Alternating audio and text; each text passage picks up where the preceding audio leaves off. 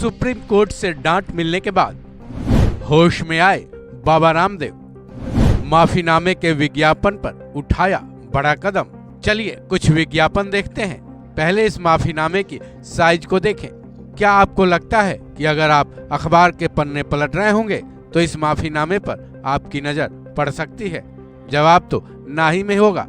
लेकिन जरा अब इस माफीनामे पर नजर डालिए। इसकी साइज दैनिक भास्कर वाले विज्ञापन की साइज से थोड़ा बड़ा है।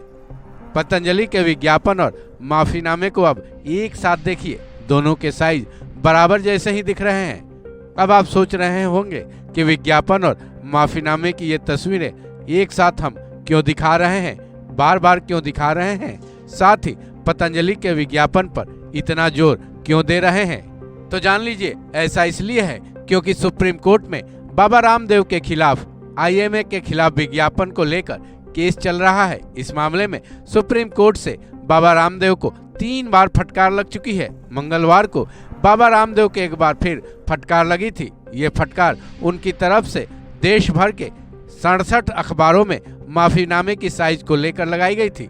साथ ही सुप्रीम कोर्ट ने आदेश दिए थे कि माफीनामा उसी साइज में छपवाएं जिस साइज में आपने भ्रामक विज्ञापन छपवाए थे। 23 अप्रैल के बाद अब 24 अप्रैल को एक बार फिर बाबा रामदेव ने माफीनामा छपवाया, जिसके बाद पतंजलि ट्रस्ट की तरफ से दावा किया गया है कि इस बार उन्होंने सुप्रीम कोर्ट के आदेश के मुताबिक अपना माफीनामा अखबारों में ठीक उसी साइज का छपवाया है जिस साइज में आईएमए के खिलाफ विज्ञापन छपवाया गया था।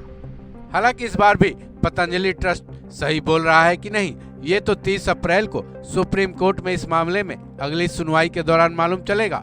लेकिन एक बात तो तय है कि सुप्रीम कोर्ट में बाबा रामदेव, पतंजलि ट्रस्ट और आचार्य बालकृष्ण बुरी तरह से फंसते नजर आ रहे हैं।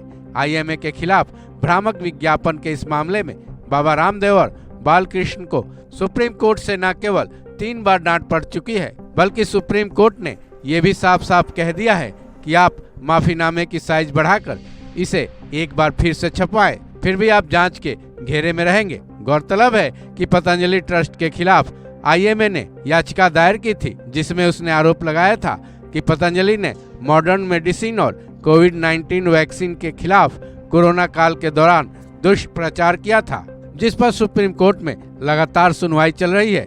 सुप्रीम कोर्ट में इस याचिका पर क्या कुछ फैसला आएगा, ये तो फिलहाल नहीं कहा जा सकता है। लेकिन इस मामले में बाबा रामदेव की मुश्किलें कम होती दिखाई नहीं दे रही हैं। इस खबर में बस इतना ही। बाकी अपडेट्स के लिए जुड़े रहें वन इंडिया हिंदी के साथ।